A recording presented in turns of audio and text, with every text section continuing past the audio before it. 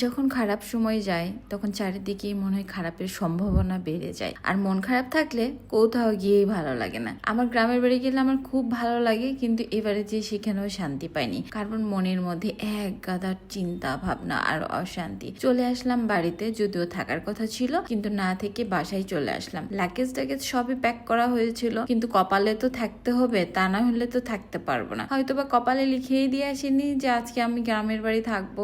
দেন আমার সব সরঞ্জাম যেখানে যেটা রাখা দরকার সেখানে সেটা রাখলাম। এবং যেহেতু শুক্রবার, আমি তো আমার নিজের জন্য কোনো সময় বের করতে পারি না। আমার যেটা মনে হয়, যখন আপনার খারাপ সময় যাবে আপনি নিজেকে বেশি বেশি সময় দিবেন। আমি গ্রামের বাড়ি থেকে আমার বাসায় চলে আসার এইটা একটা রিজন, যে বাড়িতে যে নিজেকে ঢের সময় দিব। আমার বাসায় আসার সাথে সাথে কোনো চেঞ্জ নাই, শুধু লাগেজ থেকে সবকিছু বের করেই আমি স্কিন কেয়ার প্রোডাক্ট গুলো রেডি করে নিলাম।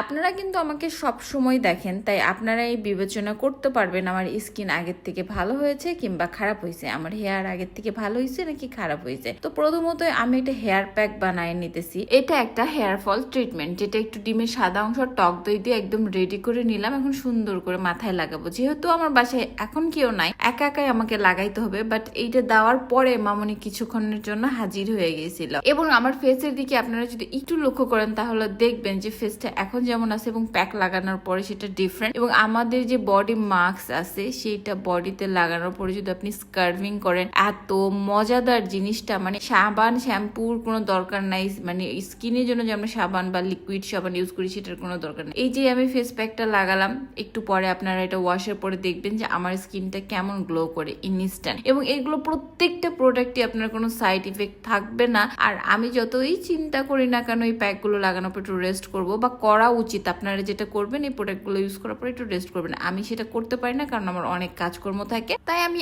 এক কাজের মধ্যে আর এক কাজকে ডেকে নিয়ে চলে আসি। নর্মালি এই প্রোডাক্টগুলো ইউজ করার পরে আপনার রেস্ট করা দরকার, বসে থাকা দরকার, কিন্তু আমার ক্ষেত্রে সেটা হয় না, যেটা প্রপারলি স্কিন অ্যাবজর্ব করবে। কিন্তু আমি যখন কাজ করবো, ঘামবো, অবশ্যই কিন্তু সেটা অ্যাবজর্ব করবে না, বরং ঘাম ভিতর থেকে বের হবে। যাই হোক, এইভাবে তাও নিজের একটু সুন্দর করে স্কিন কেয়ার করার চেষ্টা করতেছি। এবং এই প্রত্যেকটা প্রোডাক্টই আপনার সাইড ইফেক্ট ছাড়া একেবারে অর্গানিক, তো নিশ্চিন্তায় নিতে পারেন। আর যে প্রোডাক্টটা আমি ইউজ করার পরে ভালো হবে না সেটা আমি কখনোই ইউজ করি না। এর মাঝে কিন্তু আমি আমার বডি স্কার্ফ যেটা সেটা লাগাইছি, বাট ওইটার ভিডিও করি নাই, আর ওটা করাও হয়তো বা উচিত না। এবং শ্যাম্পু অ্যান্ড কন্ডিশনার যেটা ইউজ করছি সেটাও আমাদের শোরুম বা আমাদের পেজে পেয়ে যাবেন। আমি একটা বায়োটিন শ্যাম্পু ইউজ করি, এবং কন্ডিশনার যেটা ইউজ করি আমি বলবো ওয়ার্ল্ডের বেস্ট কন্ডিশনার। এত ভালো কন্ডিশনার এর আগে আমি কখনো ইউজ করিনি, আমি ওটা ভিডিও নিতে ভুলে গেছি, পরে একদিন শেয়ার করবো। কিন্তু এই ডিটেল যাইতে চাইলে আপনারা আমাদের পেজ থেকে নক করতে পারেন। রাত্রেবেলা খাবো কি, এর মাঝে মামনিও চলে আসলো, কিন্তু খাবার নিয়ে আসে নাই। তাই আমার ভাই আমার জন্য আমার ফেভারিট খাবার মুড়ি আর চানাচুর নিমকি এগুলো নিয়ে এসে বলতেছে তুমি তো এগুলো পছন্দ করো, খাও। মানে ভাই তো